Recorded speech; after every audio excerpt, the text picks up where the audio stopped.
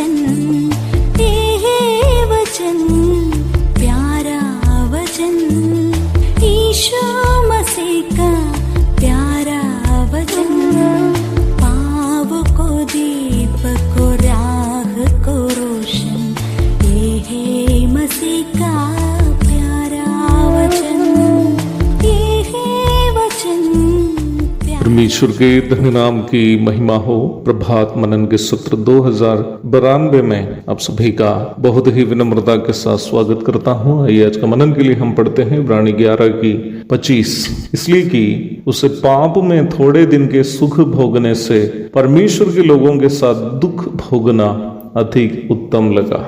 कल के मनन में हम देखे थे कि मिस्र के सौभाग्यताओं का इनकार करने के द्वारा मूसा कैसे परमेश्वर के प्रति अपना प्रेम और विश्वास योग्यता को साबित किया है। निम्न विषय को एक अलग परिप्रेक्ष्य में भी हम अवश्य समझ सकते हैं। 11वां अध्याय में हम जितने भी विश्वास के बहादुरों के बारे में देखते हैं और विभिन्न प्रकार परमेश्वर पर अपना विश्वास को जिन्होंने प्रमाणित किए हैं, आप यदि उनके जीवन पर ध्यान से देखेंगे तो वे सभी लोग अपना विश्वास को प्रमाणित करने के लिए अथवा साबित करने के लिए उसकी कीमत अदा किया है करके आप अवश्य समझ सकते हैं। हाबिल को अपनी भेड़ बकरियों में से परमेश्वर के लिए बलि करना पड़ा, वही अब्राहम को अपनी पत्नी से उत्पन्न एकमात्र पुत्र को बलि करने के लिए ले जाना पड़ा।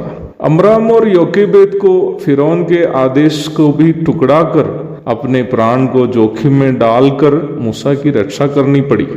मुझे सुनने वाले प्रिय भाई बहनों, आज के इस भोर के समय मैं इस बात को वचन से आपके सामने स्पष्ट करना चाहता हूं कि परमेश्वर पर हमारा विश्वास के लिए हमें कीमत अदा करने की अनिवार्यता है। यह बात सच है कि परमेश्वर पर हमारा विश्वास हमें कई प्रकार की आत्मिक तथा स्वर्गीय आशीषें प्रदान करता है, परंतु आत्मिक तथा स्वर्गीय आशीषें प्राप्त करने के लिए हमें लायक बनाने वाला विश्वास के लिए हमें वर्तमान संसार में कीमत भी अदा करने की अनिवार्यता है। विश्वास के लिए यदि कीमत अदा करना नहीं पड़ता हो तो वो विश्वास ही नहीं है। परमेश्वर पर मूसा का विश्वास उनको राजगद्दी, महल तथा मिस्र के सभी सुख सुविधाओं को त्याग कर अपने भाई लोग अथवा इस्राएलियों के साथ दुख उठाने के लिए उन्हें प्रेरित किया। प्रभु के महान दास साधु सुंदर सिंह के जीवन से मैं इस प्रकार की एक घटना सुना। सुंदर सिंह के पिताजी एक बड़ा धनी जमींदार था। जब सुंदर सिंह के घर परिवार के लोग यह सुना कि वह यीशु मसीह को ग्रहण किया, उनका एक चाचा उन्हें पंजाब के रामपुर गांव में उनका जो पैतृक घर था उसके भीतर के एक कमरे की ओर ले गया और उस कमरे के फर्श पर एक दरवाजा जैसा बना हुआ था जो जमीन के नीचे निर्मित एक कमरे की ओर का प्रवेश द्वार था। सुंदर सिंह जो उस समय मुश्किल से 15 वर्ष का था, पहली बार वो कमरा देख रहा था। उसके चचा ने उसको उस निचले कमरे की ओर ले गया।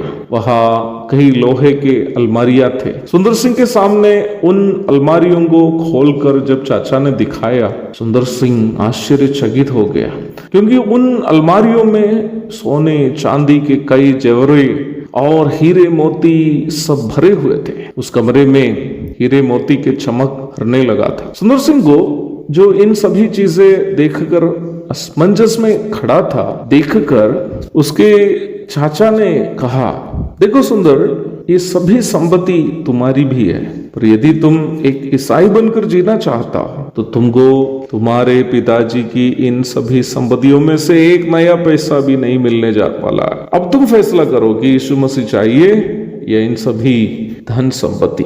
सुंदर सिंह ने बड़े विनम्रता से अपने चचा जी से इस प्रकार कहा, चचा जी, यदि यीशु मसीह को मुझे नहीं मिलता, मेरी माँ की मृत्यु के बाद मैं निराशा के कारण आत्महत्या कर लेता, तब ये धन किसका होता? मैं यीशु मसीह को नहीं छोड़ सकता जिन्होंने मुझे नया जीवन दिया है। साधु सुंदर सिंह का निर्णय उन्हें न केवल उस धन संपत्ति में से वंचित रखा, बल्कि अपने पिताजी के घर से भी बाहर कर दिया।